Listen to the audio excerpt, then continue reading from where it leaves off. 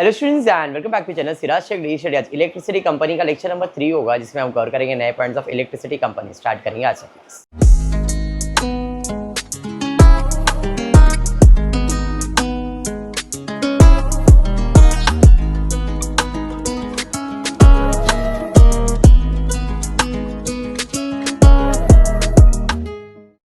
Previous class में electricity का balance sheet किया था, आज भी बैलेंस शीट करेंगे एंड देन इसके बाद जो लेक्चर्स होंगे जिसमें कंप्लीट फाइनल अकाउंट करेंगे, मतलब बैलेंस शीट के साथ प्रॉफिट एंड लॉस भी।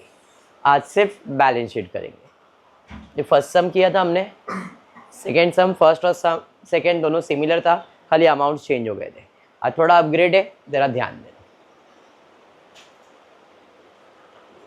Trial balance of Adani Electric Supply Limited for the year ended 31st March 23 is below। Trial balance दिया है। सबसे पहला चीज़ अपन क्या करते हैं, मार्किंग करते हैं कि कौन सी शेड्यूल्स में जाएगा। ठीक है, जैसे पहला है इक्विटी शेयर कैपिटल, कहाँ जाएगा? शेयर कैपिटल में। Preference share capital, share capital में। पेटेंट, ट्रेडमार्क, ये मेरा असेट है। देखो अमाउंट डेबिट साइड पे दिया है। असेट में भी वो कौन सा असेट है? इंटेंजिबल। तो अभी मैंने खाली फिक्स असेट लिखा है, आप IFA भी लिख सकते हो, इंटेंजिबल फिक्स असेट। मार्किंग का कोई पैटर्न नहीं होता है, कोई ऐसा एब्रीवेशन नहीं होता है, कोई शॉर्टकट नहीं होता, ये अपने पर है, अपने समझ के लिए मार्किंग है। क्लियर। नेक्स्ट, डिबेंचर्स, लोन होता है और लॉन्ग टर्म होता है, इसे लॉन्ग टर्म बोरोइंग्स कहते हैं। बाद में 16% टर्म लोन, ये भी बोरोइंग्स होता है। लैंड एंड बिल्डिंग अपना फिक्स असेट टैंजिबल होता है, building fix asset tangible, plant and machinery fix asset tangible. Means, अब ये क्या है? नया है, इलेक्ट्रिसिटी कंपनी चल रहा है, तो ये मेंस। मेंस का मतलब क्या हुआ? मेंस है, फिर उसके नीचे मीटर्स है। मेन सप्लाई वायरिंग जिसे कहते हैं आप। मेन का मतलब कुछ नहीं, तो जहां से आपकी इलेक्ट्रिसिटी सप्लाई की जाती है, मेन पावर सोर्स। समझ में? अब वो मेन पावर सोर्स आपके लिए आपका क्या है? आपका प्रॉपर्टी है, और प्रॉपर्टी को अपन क्या कहते हैं? Fix asset. कौन सा? Tangible.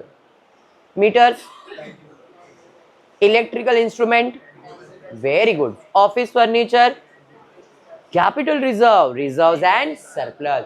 Contingent reserve, reserves and surplus. General reserve, reserves and surplus. Transformers, asset tangible में। Opening balance of profit and loss, reserves and surplus. During the year, reserves and surplus. Stock, inventories, debtors, trade receivable. Contingent reserve, अब जरा ध्यान से, ये reserve on investment debit side पे दिया हुआ है, और डेबिट पे दिया है तो उसे हम लोग कहते हैं नॉन करंट इन्वेस्टमेंट। अरे हाँ, तो यहाँ पे ये कहाँ जाएगा? कंटीजेंट रिजर्व ब्रैकेट में इन्वेस्टमेंट, किस में इन्वेस्ट किया? SBI बॉन्ड में, जिसका मार्केट प्राइस कितना है? 2030, मतलब फेस वैल्यू इतना है और मार्केट प्राइस है 2002। ठीक है, हाँ, जाएगा कहाँ? Non current investment. Other investment, non current investment. Cash, cash में जाएगा। पब्लिक लैंड फिक्स असेट होता है। डेप्रिसिएशन फंड फिक्स असेट में से माइनस होता है। क्रेडिटर्स, ट्रेड पेबल होता है। Propose dividend, short term liabilities बोल दो, शॉर्ट टर्म प्रोविजन बोल दो, अदर लायबिलिटीज बोल दो, सब चलेगा। समझा मार्किंग? अब तक दो सम में सिर्फ इतना ही रहता था, खाली पोस्टिंग करते थे, एक भी एडजस्टमेंट नहीं था, बट आज एडजस्टमेंट भी है। बराबर है, तो एडजस्टमेंट देखते क्या दिया है। ड्यूरिंग द ईयर 22-23, देखो 22-23 इसी साल की बात चल रही है। 1,14% preference shares were redeem at premium of 10%। 1,00,000 preference share redeem कर रहे, कितने में? 10% प्रीमियम में। बराबर है, यस। तो एडजस्टमेंट किसके ऊपर है? प्रेफरेंस शेयर्स के ऊपर है। प्रेफरेंस शेयर्स को मार्क कर दो, एडजस्टमेंट है। अरे ये समझा या बाउंसर गया? Very good. Out of the proceeds of fresh issue of equity share of necessary amount at a premium of 10%। मतलब जो अपन रिडम्पशन करेंगे, वो रिडम्पशन करने के लिए अपन क्या करने वाले? फ्रेश इशू करने वाले इक्विटी शेयर्स का। ठीक है क्या, चलेगा ठीक है। आगे दिया है एडजस्टमेंट में ट्रांसफर्ड टू ऑफ नहीं, transferred to contingent reserve ₹3,40,000 and general reserve ₹4 lakh. Adjustment है कि हमको हमारे इस साल का जो भी प्रॉफिट आएगा उसमें कंटीजेंट रिजर्व में 340 ट्रांसफर करना है, जनरल रिजर्व में 4, मतलब प्रॉफिट ड्यूरिंग द ईयर के ऊपर एडजस्टमेंट है, इसके ऊपर एडजस्टमेंट है। कंटीजेंट रिजर्व को भी मार्क कर दिया, जनरल रिजर्व की मार्क करना, प्रॉफिट एंड लॉस को भी मार्क कर दिया, ठीक है क्या, क्योंकि इसी में से निकाल के उसमें ट्रांसफर करेंगे ना, इसके लिए समझाइए।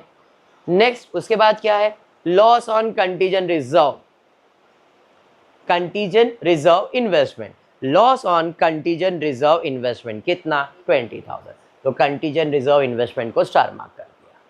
फिर क्या है third, make provision for doubtful debt 20, doubtful debt मतलब बैड डेट्स, बैड डेट्स का एडजस्टमेंट किससे रिलेटेड होता है, डेटर्स डेटर्स डेटर्स, कहीं पे तो डेटर्स देखा था, ट्रेड स्टॉक के नीचे ट्रेड, समझ में आ गया। और कोई एडजस्टमेंट तो नहीं है, इतना समझा है, पक्का पक्का। पोस्टिंग स्टार्ट करेंगे, चलिए पहला एडजस्टमेंट से स्टार्ट करता हूँ। एडजस्टमेंट नंबर 1 प्रेफरेंस शेयर्स के ऊपर है, कितना प्रेफरेंस शेयर्स है जरा देखो, कितना प्रेफरेंस शेयर्स है, एडजस्टमेंट में क्या दिया है, क्या एडजस्टमेंट दिया है, 1,14% preference shares were redeem at a premium of 10%। Preference share redeem कर दिया, व्हाट इज रिडीम, पे कर दिया, हाँ या नहीं, पे करने के बाद प्रेफरेंस शेयर्स का बुक में वैल्यू कितना है। अब देखो यहां पे दो तरीका है सम सॉल्व करने का, यहां पे दिया है during the year 22-23 and then they are given with the adjustment, मतलब हो सकता है ये इंफॉर्मेशन हो या फिर एडजस्टमेंट हो, क्योंकि ये एडजस्टमेंट के पहले दिया हुआ चीज है।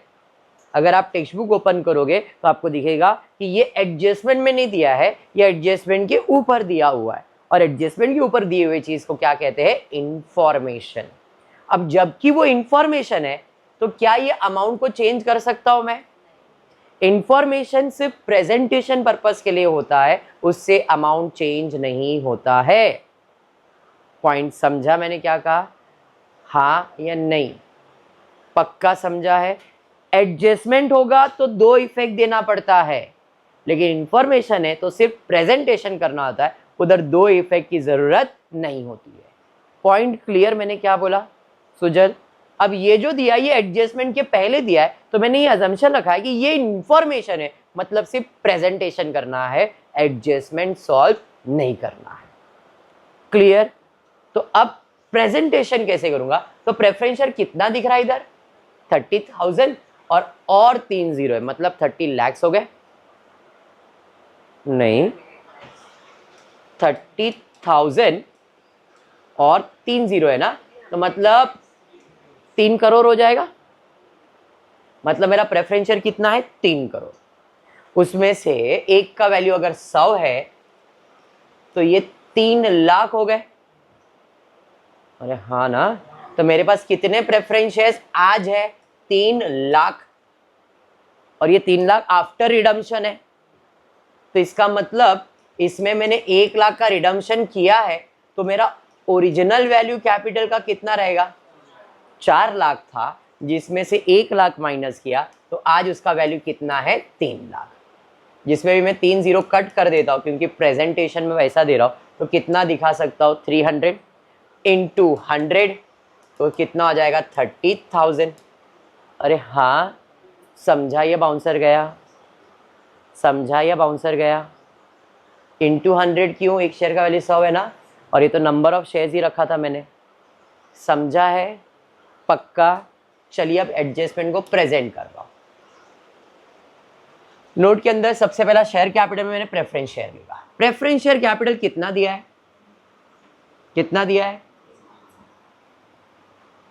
इसमें से रिडम्पशन कितना हुआ रहेगा 10 ही हुआ रहेगा ना, तो इसका ओरिजिनल वैल्यू कितना रहेगा, ये समझ में आया। अब प्रेजेंटेशन देखो, इसका मतलब ये मेरे पास 4,14% प्रेफरेंस शेयर्स 100 रुपए वाला था, जिसमें मैंने माइनस किया 1,14% preference shares of 100 each. 40 minus 10 तो आउटर कॉलम में 10 आ गया। प्रेजेंटेशन समझ में आ गया। क्या इसका दूसरा इफेक्ट आएगा, नहीं। आई होप ये क्लियर है। अब जितना मेरा प्रेफरेंस शेयर है उसी को मैंने ऑथराइज भी लिख दिया। अभी ये कंपलसरी नहीं है, ये कंपलसरी नहीं है, सिर्फ लिखा है 4 लाख। तो मैंने अजम्पशन लगाया कि कंपनी का ऑथराइज कैपिटल कितना रहेगा, 4 लाख। ये करना जरूरी नहीं है। पॉइंट क्लियर हो गया या नहीं, पक्का। अब इन लोग ने इक्विटी शेयर भी साथ में ही सॉल्व कर दिया है। इक्विटी शेयर कितना दिख रहा है, 1 लाख।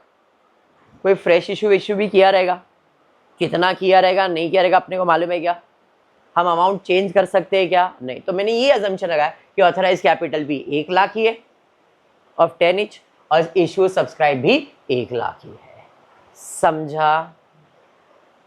ऐसा बाइफर्केशन मैंने इधर दिखाया ही नहीं है, क्योंकि मेरे को अमाउंट थोड़ी चेंज करना है।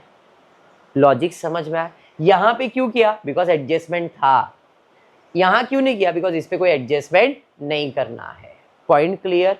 तो मैंने 2 पोस्टिंग कर दिया, इक्विटी और प्रेफरेंस। एनी डाउट, 100% क्लियर, पक्का। चलिए अब एडजस्टमेंट नंबर 1 से स्टार्ट करेंगे। याद रखना एडजस्टमेंट है तो कितना इफेक्ट देना है, 2।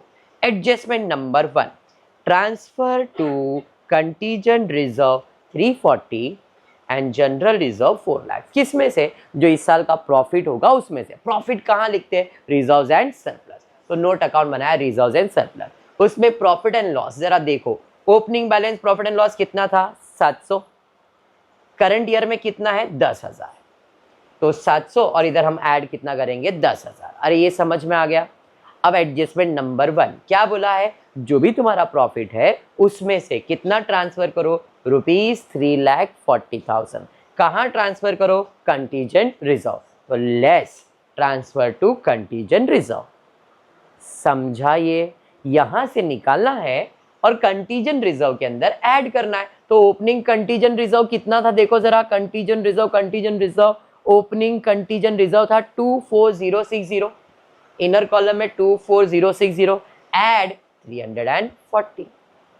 समझा। मेरे पास स्पेस नहीं है इसलिए मैंने ऐसा दिखाया, आप अलग से लिख देना, contingent reserve 24060 add from profit and loss 340। Understood. 2 effect समझ में आया, दोनों इफेक्ट समझा है, पक्का। नेक्स्ट, जनरल रिजर्व में कितना ट्रांसफर करना है, 4 लाख। तो less transfer to general reserve 4 lakh. अरे हाँ, इधर से निकालना है और जनरल रिजर्व में ऐड करना है, तो जनरल रिजर्व भी इधर ही है। तो भाई जनरल रिजर्व कितना था, देखो जनरल रिजर्व था 2000। तो जनरल रिजर्व था 2000, कितना ऐड करना है और 400। 2 इफेक्ट समझा है या बाउंसर गया, सुजल, वेरी गुड सुजल। आगे, पहला एडजस्टमेंट खत्म। Second, loss on contingent reserve investment 20,000। Loss हुआ इन्वेस्टमेंट में, कंटीजेंट रिजर्व इन्वेस्टमेंट में लॉस हुआ। तो कंटीजेंट रिजर्व कितना है, 20020। तो कहाँ लिखना है, नॉन करंट लायबिलिटीज में लिख दिया 20020 माइनस कितने का लॉस हुआ, 20 का लॉस हो गया। अरे हाँ, 20 का लॉस हुआ तो दूसरा एक इफेक्ट हो गया।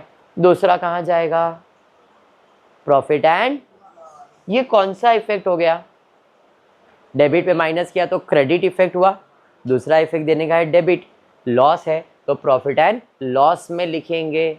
समझ में आ गया या बाउंसर गया, समझा या बाउंसर। अब ये रिजर्व यहाँ पे नहीं लिख के कंटीजेंट रिजर्व मेंटेन रखा है, इसलिए हमने इसमें से माइनस किया। अगर कंटीजेंट रिजर्व नहीं रहता तो आप किस में से माइनस करते हैं, प्रॉफिट एंड लॉस।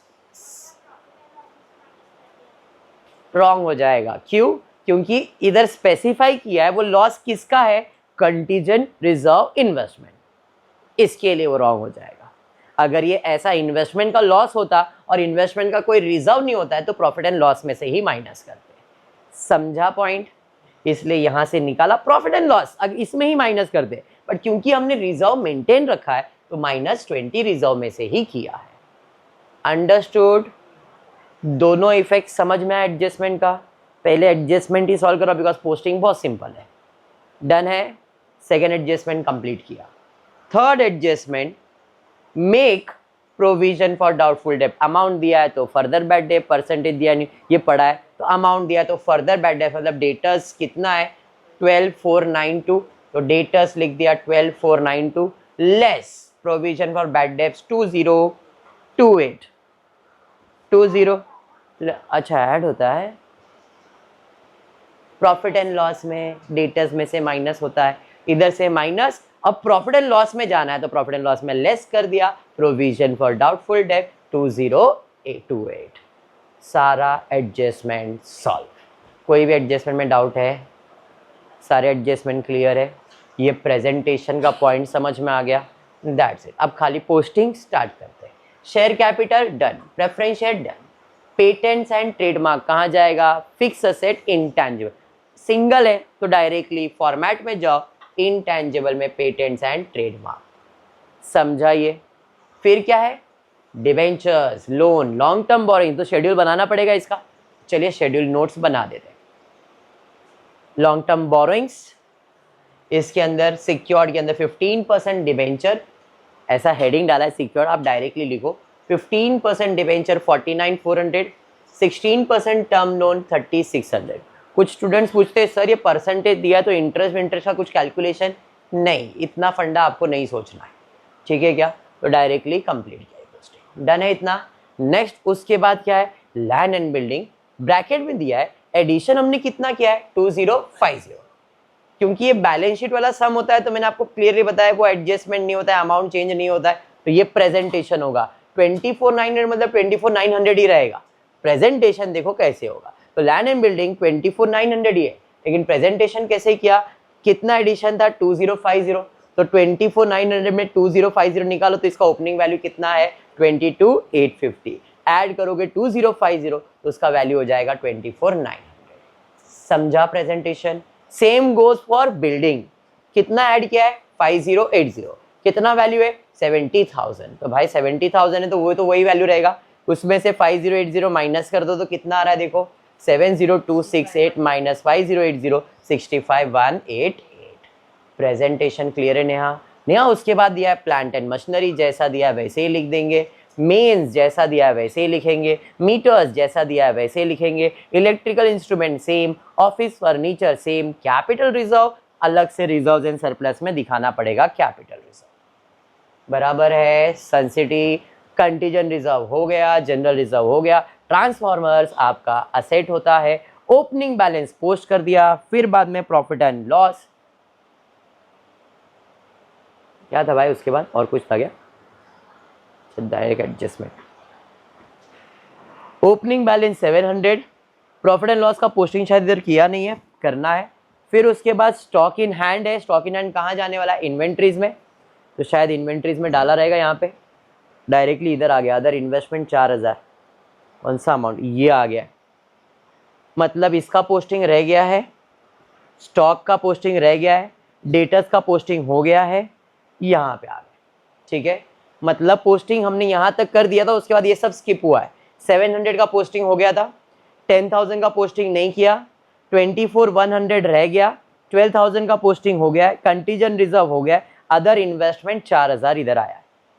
फिर उसके बाद कैश एंड बैंक, तो भाई कैश एंड बैंक यहाँ पे आ जाएगा, कैश एंड बैंक। फिर कैश एंड बैंक के बाद पब्लिक लैंप है, फिक्स असेट में जाएगा, पब्लिक लैंप्स फिक्स असेट में। डेप्रिसिएशन फंड इसमें से माइनस हो जाएगा। क्रेडिटर्स ट्रेड पेबल डायरेक्टली यहाँ पे आ जाएगा भाई, ट्रेड पेबल। फिर propose dividend short term provision directly post कर दिया। अभी जो पोस्टिंग नहीं हुआ बाद में आ जाएगा, बट पोस्टिंग में बता देता हूँ, ये जाएगा प्रॉफिट एंड लॉस में, इसका पोस्टिंग आ जाएगा इन्वेंट्रीज के अंदर, और कुछ नहीं है। समझा पोस्टिंग? समझ में आ रहा है? टोटल करते और कुछ रहा नहीं है, इसका टोटल करेंगे 1,00,000 और 30, 1,30,000 आएगा। इसका टोटल करेंगे, ये 10,000 इधर देखो पोस्ट कर दिया, 1 2 3, इसमें ये ऐड और ये सब माइनस करूंगा तो टोटल प्रॉफिट एंड लॉस मिल जाएगा। तो टोटल प्रॉफिट एंड लॉस है 7000। अब क्या क्या ऐड करना है देखो, कैपिटल रिजर्व, कैलकुलेटर आप लोग के पास रहेगा तो capital reserve, contingent reserve, general reserve, profit and loss. 8040, 24380, 2400, 7932 total. हाँ किसी बोल बेटा, 42752 समझाइए। लॉन्ग टर्म बोरोइंग्स में इन दोनों का ही टोटल आ जाएगा 50-80 हज़ार, इधर 80,000। फिर इधर इन सबको ऐड करके खाली ये माइनस करने का। तो जरा फटाफट से कैलकुलेटर पे अमाउंट लिखी, थोड़ा जूम और जूम, बस बस।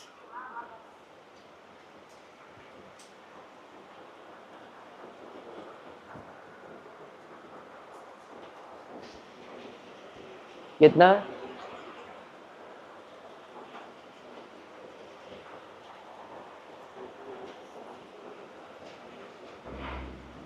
फटाफट फटाफट, एक का तो आ गया, कितना बोल? नहीं बेटा आपका कैसा है संतुची, फर्स्ट अटेम्प्ट नहीं, आपको 2-3 बार करना पड़ता है। 2,19,920 बराबर है। चलिए नॉन करंट इन्वेस्टमेंट में आ जाएगा 24,000। इधर इसमें सिर्फ 2080 माइनस कर देंगे, 12,490। बेटा ये दो ही है, ये तो राइट आना चाहिए। 12,492 माइनस 2028, मेरे को लग रहा है ये भी मिस्टेक करेगी ये। चलिए अब पोस्टिंग करते हैं। शेयर कैपिटल, कैपिटल में आ गया। Reserves and surplus, reserves and surplus में आ जाएगा, बराबर है। उसके बाद long term borrowings 80,000, trade payable हो गया, शॉर्ट टर्म प्रोविजन हो गया, बराबर है। फिक्स असेट, फिक्स असेट है 2,19,920। फिर उसके बाद इंटेंजिबल हो गया। करंट इन्वेस्टमेंट, करंट इन्वेस्टमेंट था 24,000। इन्वेंट्रीज का एक पोस्टिंग बाकी था, इन्वेंट्रीज 24,100 पेंडिंग था। ट्रेड रिसीवेबल हमने टोटल मारा है 10,464, कैश आपको दिया था। जरा टोटल करो कितना आ रहा है? 2,90,000, 2,90,000। समझ में आ गया बैलेंस शीट? बैलेंस शीट के 3 सम मतलब 3 लेक्चर लिया है मैंने, जो आपके टेक्स्ट बुक में है वही सेम ऐसा ही पैटर्न है, इसके अलावा कोई पैटर्न अलग नहीं आएगा। और 2 लेक्चर्स दूंगा जिसके अंदर हम लोग फाइनल अकाउंट कंप्लीट करेंगे, मतलब profit and loss, balance sheet दोनों का कॉम्बिनेशन। ठीक है क्या? आज का क्लास इतना ही रहेगा। होपफुली वीडियो पसंद आए तो प्लीज़ वीडियो को लाइक कर देना, फ्रेंड ग्रुप में शेयर करना, चैनल को सब्सक्राइब करना। Thank you for watching the video.